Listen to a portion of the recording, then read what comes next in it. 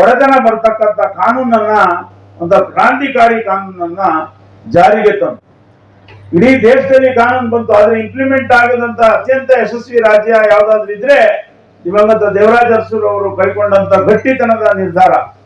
ಅವ್ರು ಏನ್ ಮಾಡಿದ್ರಪ್ಪ ಅಂದ್ರೆ, ಎಲ್ಲ ಗೇಣಿದಾರರ ಪರವಾಗಿ ಒಬ್ಬೊಬ್ಬ ಪ್ರತಿಯೊಂದು ಕ್ಷೇತ್ರದಲ್ಲಿ, ವಿಧಾನಸಭಾ ಕ್ಷೇತ್ರದಲ್ಲಿ ಒಬ್ಬೊಬ್ಬ ವಕೀಲರನ್ನ ಗುರುತಿಸಿ, ಅದರಲ್ಲೂ ಅವ್ರನ್ನ ನೀವು ಪ್ರತಿಯೊಂದು ಕ್ಷೇತ್ರದಲ್ಲೂ ಕೂಡ ಇಲ್ಲಿ ಬರ್ತಕ್ಕಂಥ ಗೇಣಿದಾರರಿಗೆ ಸಹಾಯ ಮಾಡಬೇಕು. ಯಾಕೆಂದ್ರೆ ಅವತ್ತಿನ ಕಾಲಘಟ್ಟದಲ್ಲಿ ಸಮಾಜದಲ್ಲಿ ಬಡವರ ಧ್ವನಿಯನ್ನ ಕೇಳಿದವರು ಬಹಳ ಕಷ್ಟ, ಕೇಳೋರು ಕಮ್ಮಿ ಇದ್ರು.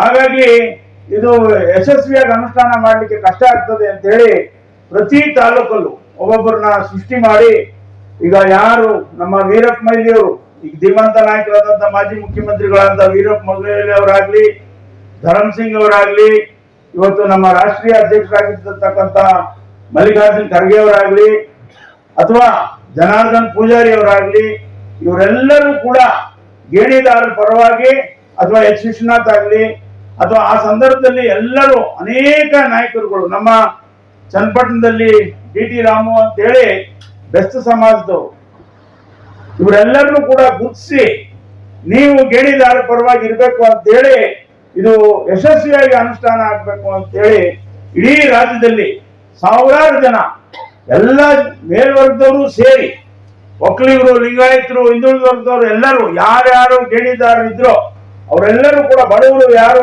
ಕೂಲಿ ಕೆಲಸ ಮಾಡ್ತಾ ಇದ್ರು, ಯಾರು ಜಮೀನ್ದಾರರ ಭೂಮಿಯನ್ನ ಉಳ್ತಾ ಇದ್ರು ಗುತ್ತಿಗೆ ಮೇಲೆ, ಅವರೆಲ್ಲರಿಗೂ ಕೂಡ ಒಡೆತನ ಬರತಕ್ಕಂತ ಒಂದು ಕ್ರಾಂತಿಕಾರಿ ನಿರ್ಧಾರವನ್ನ ಮಾಡಿದ ಪರಿಣಾಮ ಇವತ್ತು ನಮ್ಮ ಕರ್ನಾಟಕ ರಾಜ್ಯದಲ್ಲಿ ಮಧ್ಯಮ ವರ್ಗದ ಕುಟುಂಬಗಳು ಜಾಸ್ತಿ ಇದ್ದಾವೆ.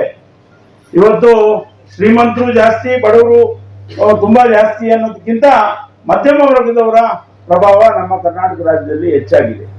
ಅಂತ ಒಂದು ಕ್ರಾಂತಿಕಾರಿ ನಿರ್ಧಾರಗಳನ್ನ ಅನುಷ್ಠಾನಕ್ಕೆ ತಂದಂತ ಒಬ್ಬ ಧೀಮಂತ ನಾಯಕ, ಈಗಾಗಲೇ ಹೇಳಿದ್ರು, LG ಅವರ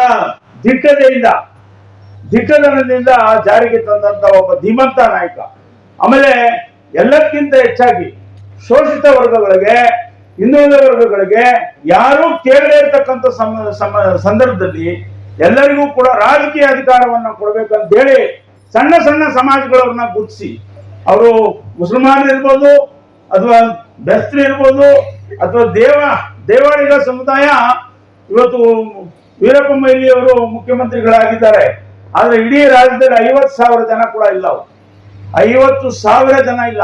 ಅಂತವ್ರನ್ನೆಲ್ಲ ಧರಮ್ ಸಿಂಗ್ ಅವರು, ಅಲ್ಲಿ ರಜಪೂತ್ ಸಮುದಾಯದವರು, ಅಲ್ಲಿ ಕೂಡ 500 ಜನ, 1,000 ಜನ ಇಲ್ಲ. ಅಂತವ್ರನ್ನೆಲ್ಲ ಮಂಚೂಣಿಗೆ ತಂದು ರಾಜಕೀಯ ಅಧಿಕಾರವನ್ನು ಕೊಡಿಸಿ, ಎಲ್ಲಕ್ಕಿಂತ ಮುಖ್ಯವಾಗಿ ಪೌರ ಕಾರ್ಮಿಕರಾಗಿ ಇದ್ದಂತಹ, ಪೌರ ಕಾರ್ಮಿಕರ ಮಗನಾಗಿದ್ದಂತ IPD ಸಾಲಪ್ಪ, ನಮ್ಗೆಲ್ಲರಿಗೂ ಗೊತ್ತಿರ್ಬೋದು, IPD ಸಾಲಪ್ಪನವರ ಆಯೋಗ ಕೂಡ ರಚನೆ ಆಗಿತ್ತು. IPD ಸಾಲಪ್ಪನವ್ರನ್ನ ಜನರಲ್ ಸೀಟ್ ನಲ್ಲಿ ನಿಲ್ಲಿಸಿ ಶಾಸಕರನ್ನಾಗಂತ ಮಾಡಿದಂತ ಕೀರ್ತಿ ಯಾರಿಗಾದ್ರೂ ಈ ರಾಜ್ಯದಲ್ಲಿ ಇದ್ರೆ ಅದು ದಿವಂಗತ ದೇವರಾಜ ಅರಸು ಅಂತ ಹೇಳಲಿಕ್ಕೆ ನಾವು ಅತ್ಯಂತ ಹೆಮ್ಮೆ ಪಡಬೇಕಾಗ್ತದೆ.